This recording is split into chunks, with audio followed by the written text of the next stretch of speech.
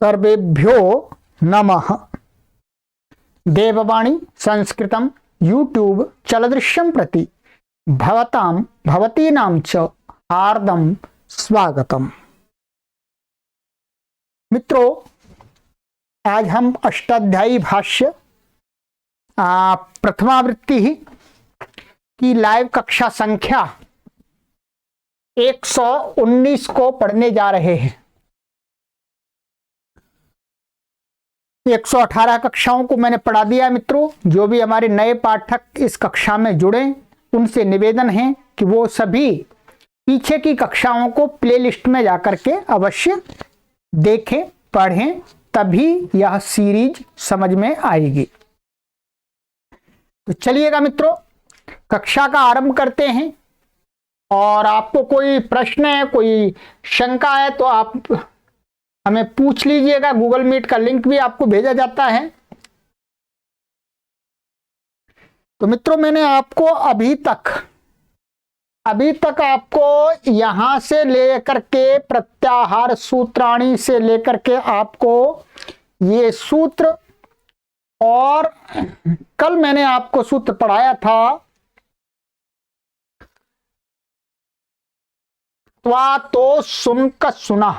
ठीक है, ये सूत्र मैंने आपको पूरा पढ़ाया, इसका अर्थ भी बताया, सिद्धि भी बताई। ठीक है, तो आइएगा इसके आगे का जो सूत्र है उसको आज पढ़ना आरंभ करते हैं। अभी अव्यय संज्ञा का एक सूत्र और है, ये वाला। तो आइएगा इसको देखते हैं। इसका मैंने अर्थ आपको पढ़ाई दिया था, कल अर्थ पढ़ाई दिया था, पदच्छेद विभक्ति आपको बता दी थी। इसके उदाहरण ये सामान्य है। सामान्य था अव्ययी भावश्च, तो अव्ययी भाव प्रथमा व्यक्ति एक वचनांतम च अव्ययपदम। ऊपर से अनुवृत्ति आ रही है अव्ययम की, और अर्थ इसका जो बना था अव्ययी भाव समासो व्यय संज्ञको भवति। अव्ययी भाव समास जो होता है उसकी अव्यय संज्ञा हो जाती है। बहुत ही सरल अर्थ है, कल हमने बता दिया। उदाहरण इसके लिए घटाने के लिए कि अव्ययी भाव समास की अव्यय संज्ञा होती है तो उसका क्या प्रयोजन है, ये समझाने के लिए यहाँ पर गुरुजी ने 3 उदाहरण दिए हैं, उपाग्नि, प्रत्यग्नि और आधिस्त्री। ठीक है मित्रों, चलिएगा उदाहरणों को देखते हैं पीछे। यहां पर ये दिया है अव्ययी भावश्च, और पहले इस प्रकार सबसे पहले दिया है इसमें प्रत्यग्नि दिया है, वहां पर उपाग्नि दिया है, पर यहां पर सिद्धि में इन्होंने प्रत्यग्नि दिया है। चलिए प्रत्यग्नि को देख लेते हैं पहले। प्रत्यग्नि का अर्थ है कि अग्नि के सामने, माने अग्नि के अभिमुख, समक्ष। तो कुछ भी है, प्रत्यग्नि का वाक्य में प्रयोग करेंगे तब सामने अर्थ आएगा कि कौन अग्नि के समक्ष है। वो कीटे पतंगे या आदमी मनुष्य कौन है, ये वाक्य के ऊपर निर्भर करेगा। पर प्रत्यग्नि शब्द का मात्र जो अर्थ है वो अग्नि के सामने, ये अर्थ निकल के आता है। तो इसका जो विग्रह करेंगे हम, तो अग्निम अभिलक्ष्य प्रत्यग्नि, माने अग्नि को लक्षित करके जो होता है, अग्नि को लक्षित करना ही क्या कहा जाता है, प्रत्यग्नि। तो अग्निम ये द्वितीय पद आ रहा है। ठीक है, क्या आ रहा है, द्वितीय पद आ रहा है। तो क्या करेंगे, अग्नि, अब ये अलौकिक विग्रह, जो इसका अलौकिक विग्रह आप करेंगे तो ये जो यहां दिख रहा है आपको,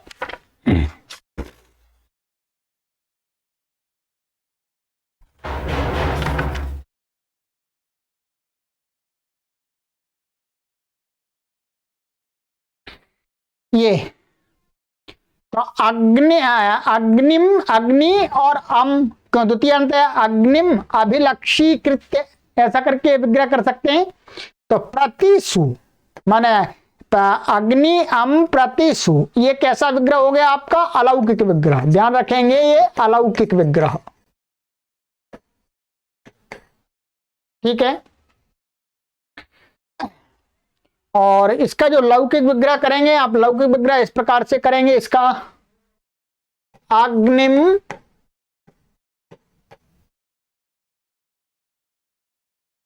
लक्षीकृत्य, ऐसा भी कर सकते हैं, लक्षीकृत्य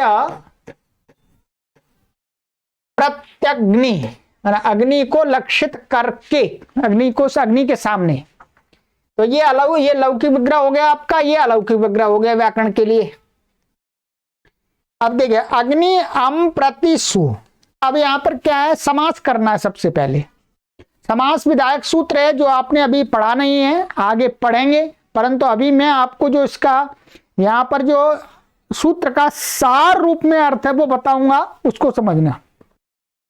लक्षणेनाभिप्रति आभिमुख्य, क्या है, लक्षणेनाभिप्रति आभिमुख्य, ये सूत्र है समास विधायक, और अव्ययी भाव समास करता है। ये क्या कहता है, लक्षणेन माने जिसकी तरफ लक्षित करके, माने लक्ष्य जिसको लक्षित किया जा रहा है, तदवाची समर्थ सुबंत के साथ में अभि और प्रति ये दो उपसर्ग हैं।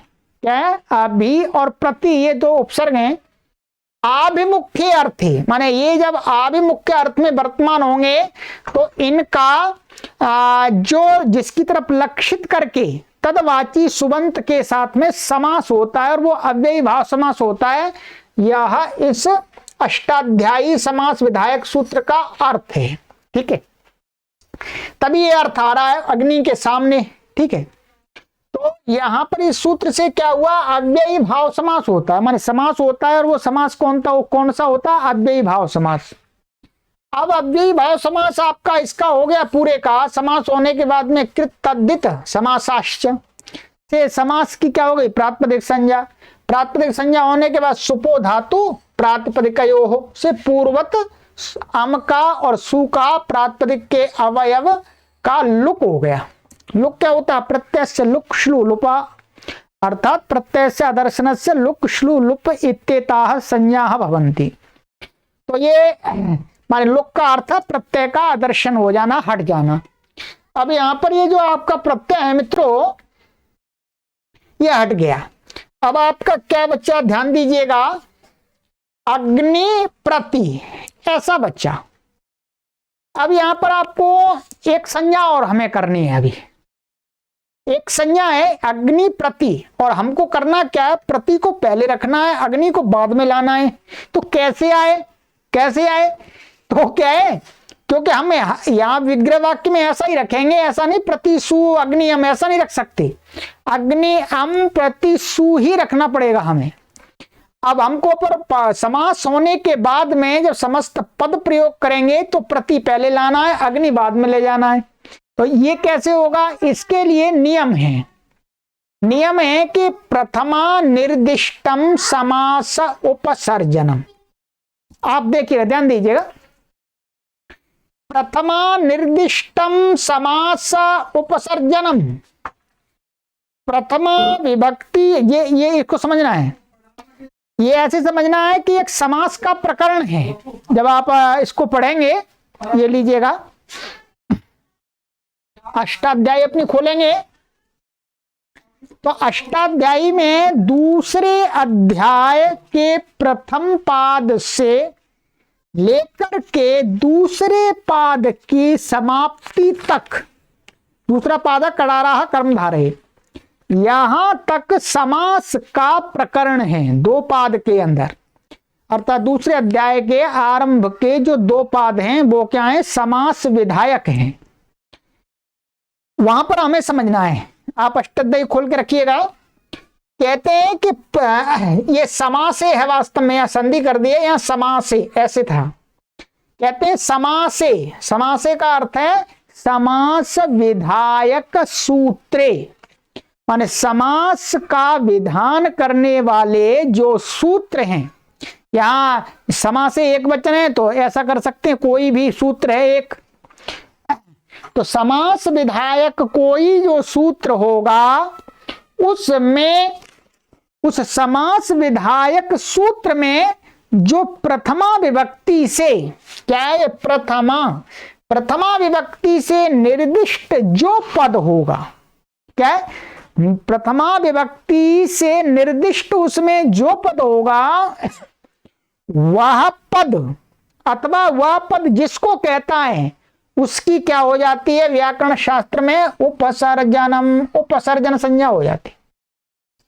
ये वैसा ही है बिल्कुल जैसा तत्रोपपदम सप्तमी स्थम सूत्र में सप्तमी से में स्थित जो पद था उसकी उपपद संज्ञा कर रहे थे, वैसे ही यहां पर समास विधायक सूत्रों में प्रथमा विभक्ति से निर्दिष्ट जो पद हैं उन शब्दों की अथवा वो शब्द जिसको कहते हैं उनकी, माने वो शब्द जिन शब्दों को कहते हैं उनकी क्या हो जाएगी उपसर्जन संज्ञा। अभी दिखाते हैं आपको, देखिएगा ये क्या है, ये समास विधायक सूत्र है आपका, आप देख पा रहे हैं लक्षणेना भी प्रति आभिमुख्य। इसमें क्या है, ये ऐसा है लक्षणेना और अभिप्रति। लक्षणेन में तो तृतीय व्यक्ति एक वचनांत है, अभिप्रति जो अभि संधि हो रही है, अभिप्रति में क्या है प्रथमा विभक्ति द्विवचनांत है। ये क्या है प्रथमा विभक्ति द्विवचनांत है और ये सप्तमी व्यक्ति एक वचनांत है, ठीक है। और ये कैसा सूत्र है समास विधायक, आपको ये 100% समझ में आनी चाहिए बात। अब इस सूत्र ने कहा कि समास विधायक सूत्र में प्रथमा विभक्ति से निर्दिष्ट, यहां प्रथमा विभक्ति से निर्दिष्ट क्या है, ये अभि और प्रति है।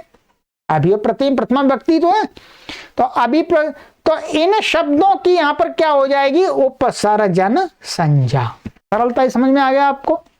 अभी आगे और आएगा थोड़ा सा तब और समझ में आ जाएगा, परंतु अभी भी काफी आपको इसमें मैंने सूत्र में समझा दिया इसी में। तो इस सूत्र से मित्रों क्या हुई, अभि और प्रति की उपसर्जन संज्ञा हो गई। और कहते हैं कि जिसकी उपसर्जन संज्ञा हो जाती है उसको कहते हैं, ये देखिए यहां पर लगा जो समास विधायक शास्त्र में जो प्रथमादि निर्दिष्ट उसकी उपसर्जन संज्ञा होती है, मैं समझाया। अब प्रति की और अभि की अब हो गई उपसर्जन संज्ञा, यहां प्रति है हमारा, तो अब कहते हैं प्रति की उपसर्जन संज्ञा होने से क्या है उपसर्जनम पूर्वम। ये सूत्र कहता है दूसरे अध्याय के दूसरे पाद का 30वां सूत्र है ये।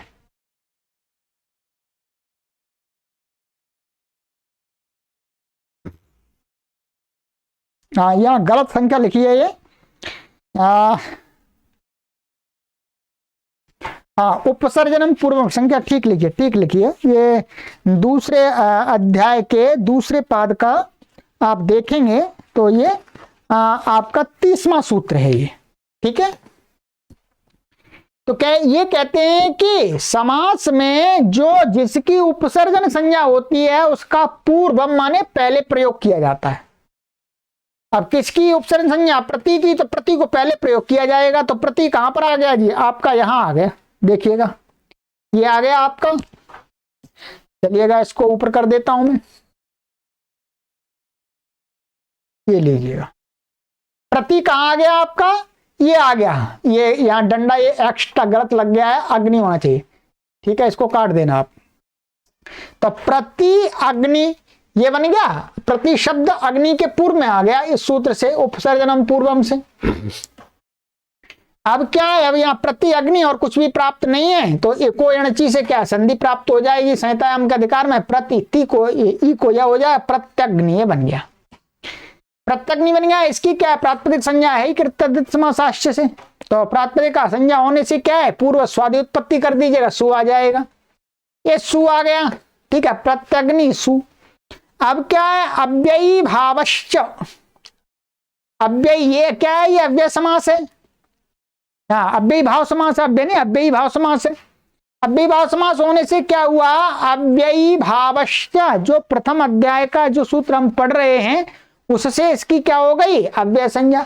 अव्यय संज्ञा होने से क्या हुआ अव्ययादाप सुपः, माने अव्यय से उत्तर सुप का लुक हो गया, लुक हो गया, प्रत्यय से लुक श्लुलुपः। अब क्या ये प्रत्यग्नि बन गया, ठीक है, और ये प्रत्यग्नि बन गया आपका यहां पर। अब फिर दोबारा इसको प्रत्यलोप प्रत्यलक्षण सुप्तिगंतम पदम से पद संज्ञा हो गई, पद बन गया। अब इसका प्रयोग कीजिएगा, यहां पर एक सूत्र लिखा नहीं है, उस सूत्र को आपको मैं बता देता हूं।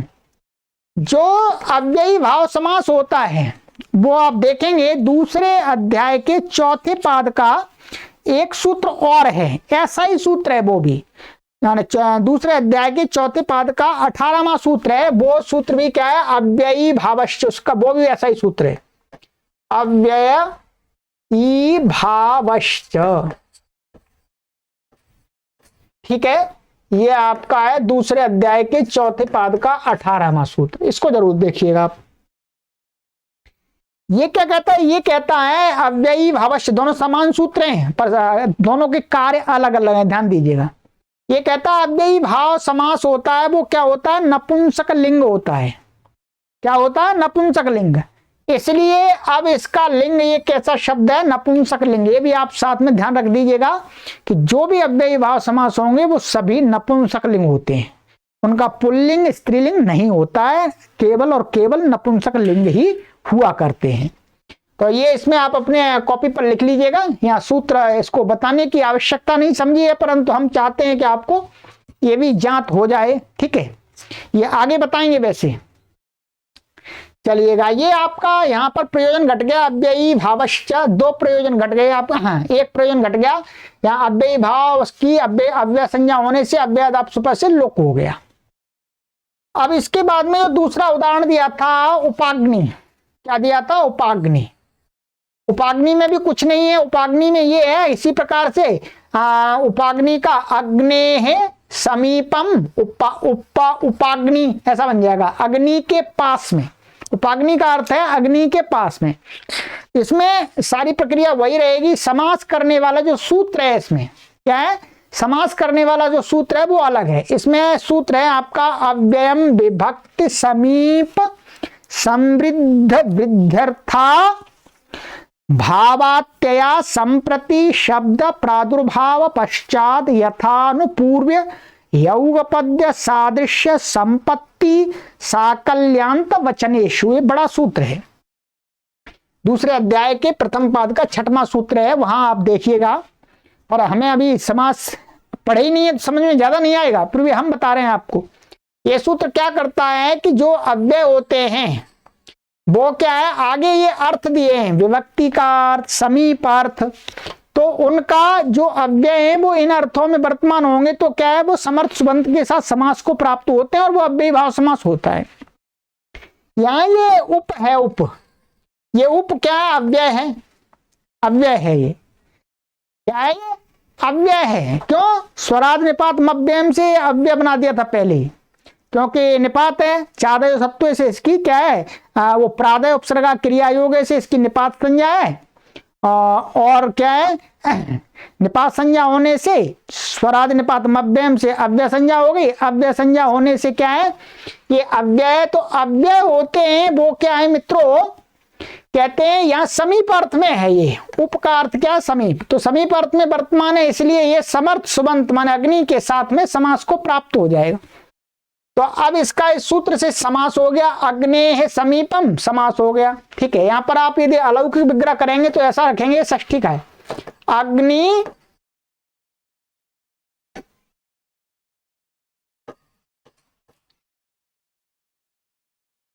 नस और उप सु। ठीक है, ये आपका अलौकिक विग्रह होगा। लौकिक विग्रह तो ये दिखाई दिया इन्होंने, अलौकिक विग्रह ही होगा। अब यहाँ पर क्या इस सूत्र से समास हो जाएगा, समास होने पर लुक हो जाएगा पूर्वत सारा कुछ होकर के। अब क्या बचेगा आपका? ऐसा बचेगा, ये बचेगा उप अग्नि। अब यहाँ पर भी क्या है? प्रथमा निर्दिष्टम समास उपसर्जनम। ठीक है, यहाँ जो पहले आएगा ये कब आएगा? बाद में, जब समास कर देंगे उसके बाद में। ऐसा भाई अग्नि ऐसा है, वास्तव में ध्यान रखेंगे, अग्नि और उप। अब क्या है? प्रथमा निर्दिष्टम समास उपसर्जनम। सूत्र से क्या है? यहां पर अव्ययम, ये क्या है? अव्ययम जो समास विधायक सूत्र है ये। अब यहां पर क्या? अव्ययम को प्रथमा विभक्ति से निर्दिष्ट पद है, और अव्यय का अर्थ यहां पर क्या है? उप आदि शब्द। तो मैंने बताया आपको, या तो वो ही शब्द या वो जिसको कहता है उनकी, तो प्रथमा से निर्दिष्ट अव्यय जिसको कहता है, किसको कहता है, यहां पर उप को कह रहा है, तो उप की क्या हो जाएगी, उपसर्जन संज्ञा। उपसर्जन संज्ञा, उपसर्जनम पूर्वम से पूर्व में आ जाएगा, तो क्या बना आपका उप, और अग्नि और अकाह सवर्णी दीर्घ से दीर्घ कर दीजिएगा, क्या बनेगा आपका उपाग्नि। अब यहां पर इसकी क्या है, अव्ययी भावश्य से अव्यय संज्ञा हो गई पूरे की, स्वादि उत्पत्ति कीजिएगा और अव्यय अदाप से लुक हो जाएगा, सरल है। तो उपाग्नि का अर्थ हुआ अग्नि के समीप। समझ में आ गया? मुझे लगता है इसमें कुछ भी आपको कठिनाई नहीं होनी चाहिए। आज आपको एक जगह कठिनाई हो रही है कि यहां पर आपको एक ही जगह कठिनाई होगी होगी, तो नहीं तो बहुत सारे लोग समझ जाएंगे। अव्ययम, अव्ययम से यहां क्या है, अव्यय ये प्रथमा विभक्ति एक वचनांत है और ये समास विधायक सूत्र है। ध्यान देंगे क्या है मित्रों, ये समास विधायक सूत्र है। तो समास विधायक सूत्र में जो प्रथमा से निर्दिष्ट पद होता है, वह पद जिसको कहता है उनकी क्या हो जाती है, उपसर्जन संज्ञा। और कभी कभी जो शब्द वहां पड़े होते उनकी हो जाती है, दोनों की होती है। जैसे उपलक्षणेना अभिप्रति, आभिमुख्य में क्या है, अभिप्रति वहां पड़े हुए थे साक्षात। और यहां पर जो अव्यय है, अव्यय शब्द के द्वारा क्या कहा जा रहा है, जो भी जिनकी भी अव्यय संज्ञा है वो सारे आ जाएंगे, स्वरादि गण के भी आ जाएंगे, निपात आ जाएंगे, सब आ जाएंगे। तो ये तो उपसर्जन संज्ञा हो जाएगी या उप की, बस इतना ही विशेष है। अब आ जाइएगा इसका जो आगे का उदाहरण यहां दिया था हमें अंतिम, आधिस्त्री। ठीक है,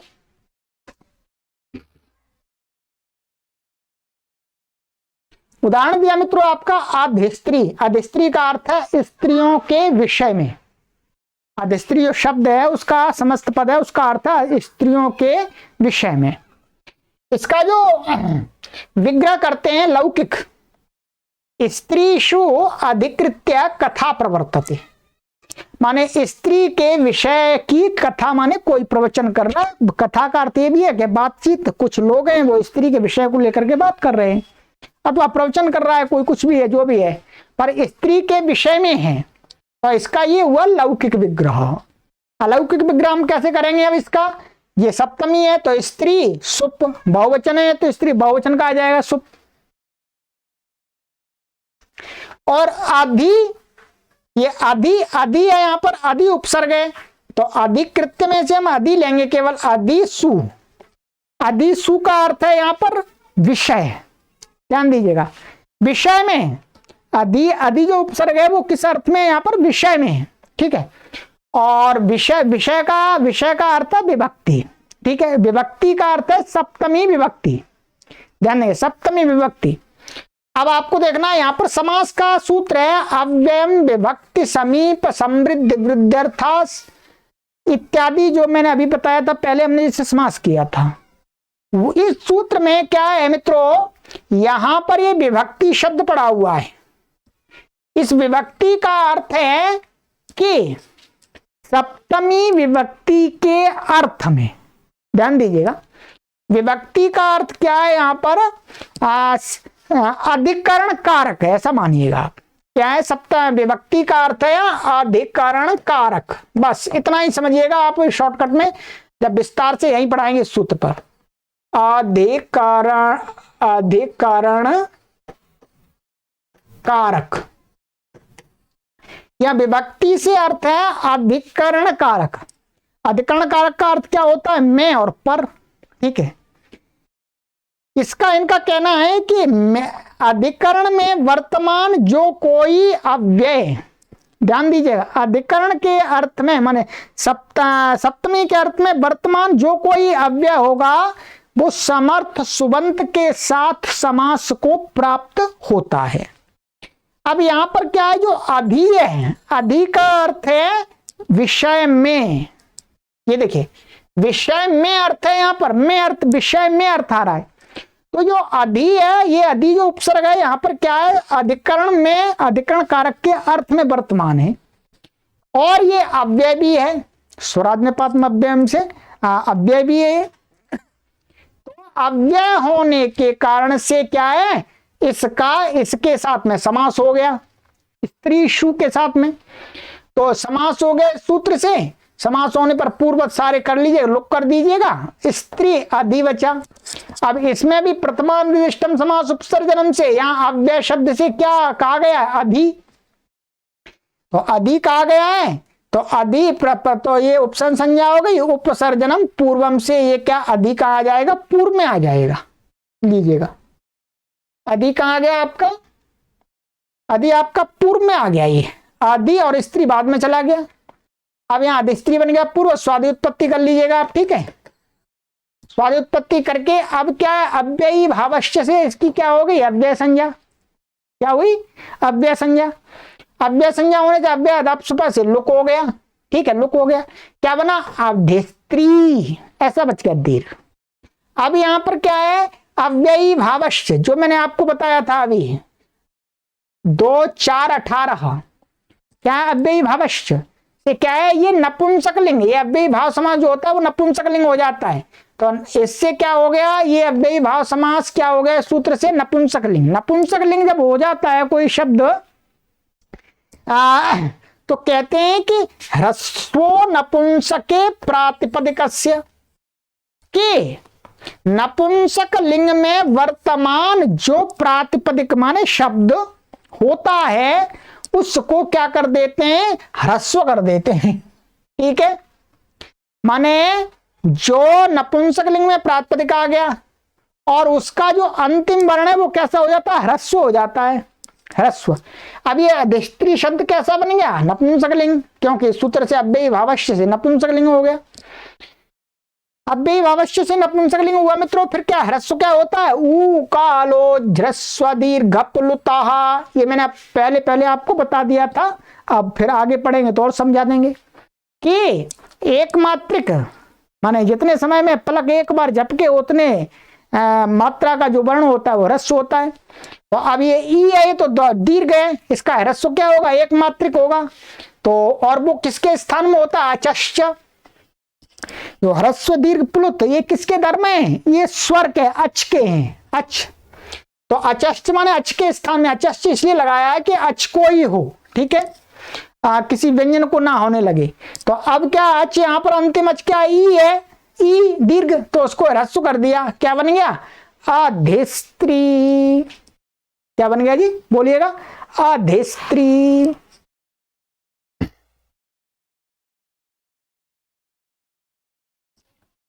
तो ये अधिस्त्री बन गया आपका, ठीक है।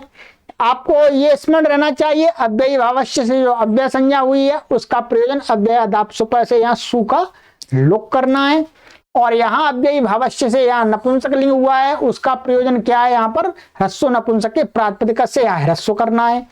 पहले वहां पर कोई प्रयोजन नहीं है, वहां पर केवल ये प्रयोजन है कि हम कोई पूछेगा ये शब्द कैसा है तो हम बता दें कौन सा लिंग है, नपुंसक लिंग है, ये प्रयोजन है।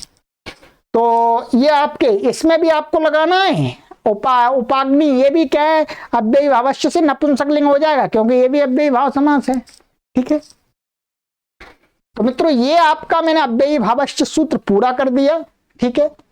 अब आ जाइएगा, आगे चलते हैं। अब आपकी ये अव्यय संज्ञा कंप्लीट हो गई, ध्यान दीजिएगा, अव्यय संज्ञा, ये अव्यय संज्ञा आपकी पूरी हो गई। अब मैं आपको थोड़ा सा ये ध्यान दिला देता हूं कि हमने अभी तक कौन कौन सी संज्ञाएं पढ़ ली हैं।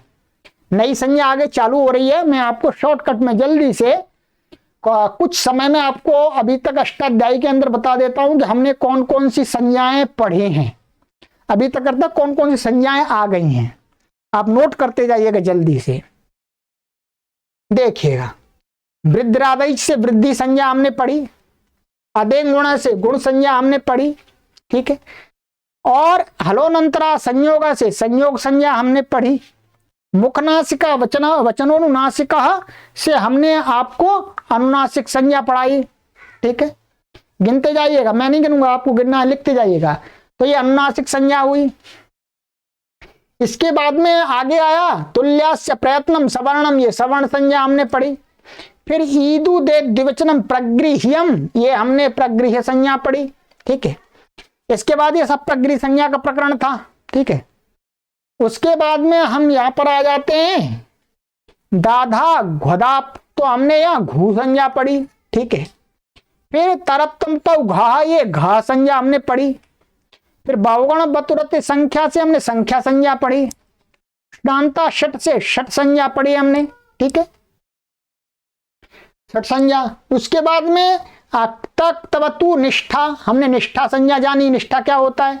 फिर सर्वादीनी सर्वनामानी से सर्वनाम संज्ञा हमने पढ़ी, ठीक है। और देखिए ये सर्वनाम संज्ञा का यहाँ विकल्प निषेध चल रहा है यहां तक। उसके बाद में आ जाता है आपका ये अव्यय संज्ञा, जिसको हम पढ़ रहे थे। तो इतनी संज्ञाएं अभी तक हमने पढ़ ली हैं, ठीक है।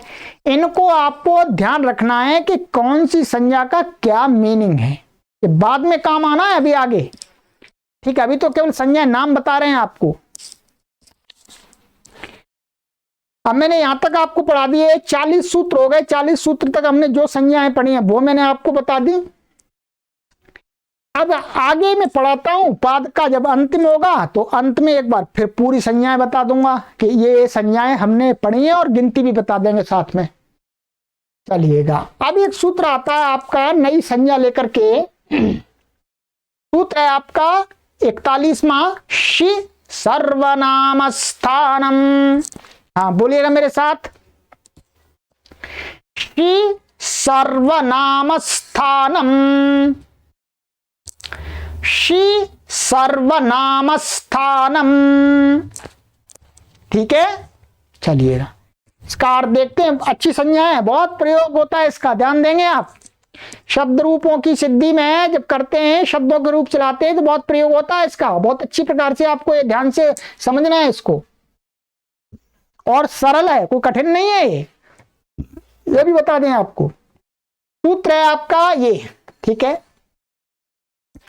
आ जाइएगा, शी सब प्रथमा विभक्ति एक वचनांतम, सर्वनाम स्थानम प्रथमा विभक्ति एक वचनांतम, ठीक है। सामान्य है, कोई इसमें समास नहीं है ऐसा, ठीक है। अर्थ देखिएगा, शी अर्थात जशोह शी इत्यनेन यह शी आदेशः तस्य सर्वनाम स्थान संज्ञा भवति। बहुत ही तो सरल है जी, सूत्र के द्वारा बताई गई संज्ञा बहुत सरल है। एक सूत्र है मित्रों 7वें अध्याय के पहले पाद का 20वां सूत्र है। कैसा है? 20वां सूत्र है मित्रों, जशोषी। ये क्या कहता है? नपुंसक लिंग में जो जस और शस होता है उसको क्या कर देता है? ये शी कर देता है। क्या कर देता है? शी कर देता है। कहते हैं वो जो शी है उसी की बात यहां कह रहे हैं, वो ही ये शी है। तो जो वो शी करता है उस शी की क्या ये सूत्र क्या कर देता? तस्य माने उस शी की सर्वनाम स्थान संज्ञा भवति, उसका नाम रख दिया गया सर्वनाम स्थान। ध्यान दीजिएगा, पहला ये है कि उदाहरण दिए यहां पर कुंडा, उदाहरण कुंडानी, वनानी, दधीनी, मधुनी, त्रपूणी, जतूनी। यहां पर सर्वनाम स्थान संज्ञा का प्रयोजन हम देखेंगे कि क्या प्रयोजन है, ठीक है, उदाहरणों की सिद्धि में। तो अब आपको इसका अर्थ समझ में आ गया। सरल अर्थ है शी सर्वनाम स्थान, अर्थात जशो शी से जो शी होता है नपुंसकलिंग में ही होता है, ये नपुंसकलिंग में ही करता है, पुल्लिंग स्त्रीलिंग में नहीं करता है। तो जो शी होता है ह्रस्व, एक दीर्घ शी होता है, वो नहीं ह्रस्व शी। क्या है? एक शी दीर्घ आदेश भी होता है ऐसा, वह नहीं, ये ह्रस्व। तो उसकी क्या करता है ये सूत्र? शी सर्वनाम स्थानम, सर्वनाम स्थान संज्ञा कर देता है। ठीक है, चलिएगा आइएगा सिद्धि पर आ जाइए मित्रों।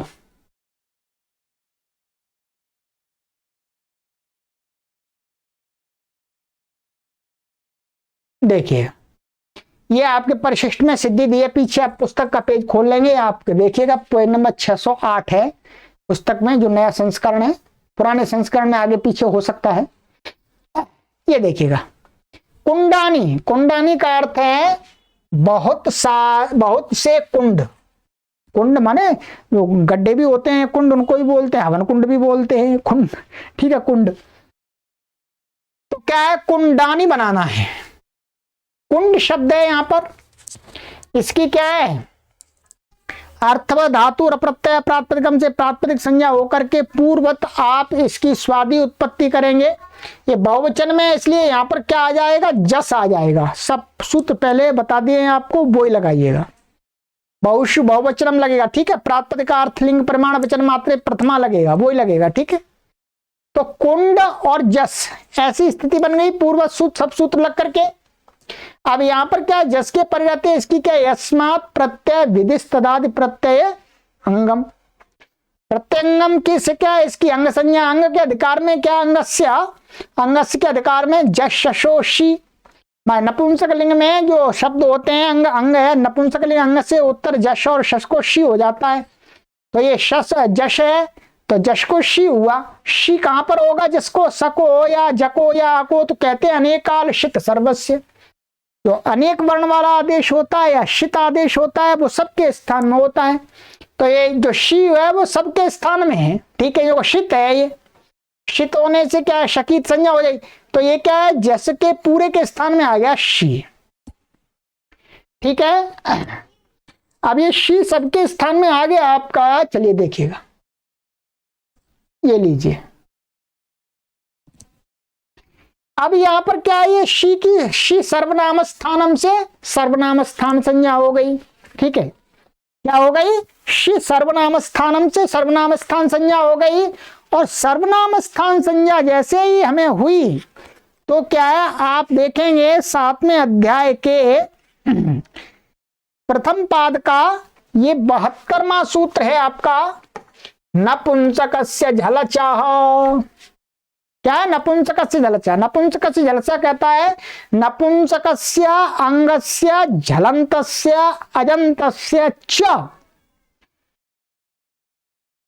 क्या है, सर्वनाम स्थाने परताः नुम आदेशः भवति। माने नपुंसक लिंग जो अंग, वो कैसा है, तो झलंत होना चाहिए, झल प्रत्याहारांतर्गत आए हुए वर्णांत होना चाहिए, अथवा अजंत होना चाहिए। तो सर्वनाम स्थान के परे रहते हैं, उसको क्या हो जाता है, नुम आगम हो जाता है इससे, ठीक है। ऊपर से नुम की अनुवृत्ति आ रही है।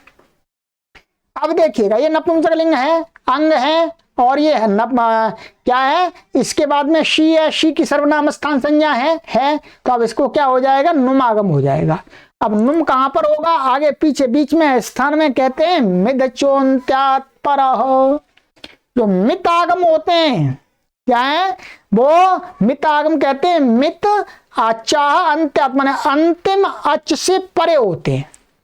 जिस शब्द को कहा है उसके अंदर जो अंतिम अच होता है, अंतिम स्वर होता है, उसके बाद में होते हैं।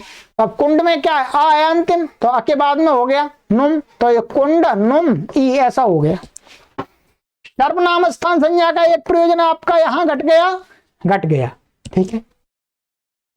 अब देखिएगा, कुंड नुम और ई, शका ये शकीत संज्ञा हो जाती है, लशक तद्धिते से शकीत संज्ञा हो। अब क्या है, यहां पर कुंड ये नमकी संज्ञा हो जाएगी, हलंतम तस्लोपा दर्शनम लोपा, नू के ऊ की हो जाएगी उपदेश अनुनासिक हलंत तस्लोपा दर्शनम लोपा। क्या बचा आपका, कुंड ना और ई। ये ना है, ये क्या है, इसका भाग है, ध्यान देंगे, ये कुंडन का है। अब यहां पर सब हो गया ऐसा। अब क्या है, शी की सर्वनाम स्थान, शी सर्वनाम स्थान से सर्वनाम स्थान संज्ञा है, और अंग संज्ञा है इसकी।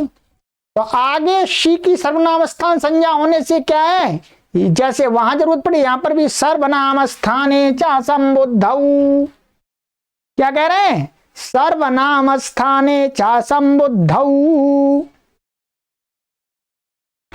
कहते हैं कि सर्वनाम स्थान के परे रहते, और वो सर्वनाम स्थान कैसा होना चाहिए, संबुद्धि भिन्न। माने संबुद्धि किसका नाम होता है, संबोधन में जो प्रथमा एक वचन होता है उसको संबुद्धि कहते हैं। तो ये जो शी है, ये तो है नहीं संबोधन का वास्तव में, ये तो क्या है, प्रथमा व्यक्ति का बहुवचन है।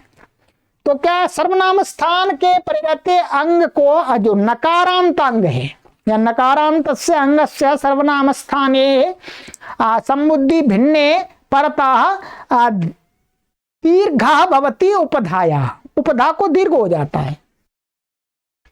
तो यहाँ क्या है, नकार मतलब देखिएगा ये नकारांत है, नकारांत की उपधा आ है, अलोन्त्यात पूर्व उपधा, ये बहुत बार पढ़ा दिया। उपधा संज्ञा किसकी होती है, अलोन्त्यात पूर्व उपधा, माने अंतिम अल से पूर्व में जो वर्ण होता है उसकी उपधा संज्ञा होती है। तो उपधा संज्ञा किसकी है मित्रों, यहाँ पर ये न ये इतना अंग है, ये इतना कुंडन, तो न से पहले डके अकी हो गई तो दीर्घ हो गया, दीर्घ हो गया, इससे सर्वनाम स्थान है क्या समुद्धौ से, तो डा को डा हो गया, तो कुंडान और ई मिला दीजिए, क्या बन गया कुंडानी, कुंडानी ऐसे बनता है, ध्यान देंगे। अब जो हमारा यहां पर हम पढ़ रहे हैं, हम यही पढ़ रहे हैं कि सर्वनाम स्थान संज्ञा को पढ़ रहे हैं। तो सर्वनाम स्थान संज्ञा का हमें कार्य इस शब्द की सिद्धि में कुंडानी में 2 बार पढ़ा, एक नपुंसकस्य झलचाह और सर्वनाम स्थाने चा संबुद्धौ, इन 2 सूत्रों में सर्वनाम स्थान की आवश्यकता पड़ती है, तब हमको इसकी जरूरत पड़ती है। ठीक है, ये कुंडानी बना दिया मैंने, घटा के बता दिया। इसी प्रकार से बिल्कुल कोई परेशानी नहीं, बिल्कुल इसी प्रकार वन शब्द ले लीजिएगा, उससे वनानी बन जाएगा, बिल्कुल वही लगाने कुछ नहीं। दधी शब्द ले लेंगे आप तो दधीनी बन जाएगा, वहां ई है तो ई को ई दीर्घ हो जाएगा और प्रयोजन वही है। ठीक है, नुम आदि सारे वही सूत्र लगेंगे। और इसी प्रकार से त्रपु शब्द से त्रपूणी, त्रपूणी बस इतना ही अंतर है, ये नी है जो ये ना है, इसको क्या हो जाएगा अण हो जाएगा, अटकुपांग नुम व्यवाय पी से क्या हो जाएगा अणत्व हो जाएगा, ये तो आपको पता ही है। ठीक है, और जतु शब्द से जतूनी बिल्कुल वही है, यहाँ पर ऊ को दीर्घ हुआ है, यहाँ पर भी ऊ को दीर्घ हुआ है। ठीक है, नकारांत की उपधा को दीर्घ होता है, चाहे वो अकार हो, चाहे इकार हो, चाहे उकार हो, चाहे ऋकार हो, कुछ भी हो तो उसी का दीर्घ हो जाता है। तो त्रपूणी में यहाँ बता ही दिया जो मैंने, क्या त्रपूणी में नको अणा अटकुपंग नुम व्यवाय भी पेश होता है। ठीक है, अब देखिएगा इसी प्रकार से आप जब द्वितीय विभक्ति में बनाते हैं बहुवचन में, जैसे गृहम गृहे गृहाणी और गृहम गृहे गृहाणी दोनों की समान बनते हैं, तो वही कह रहे हैं कि इन सब शब्दों के रूप शस विभक्ति में भी यही होंगे।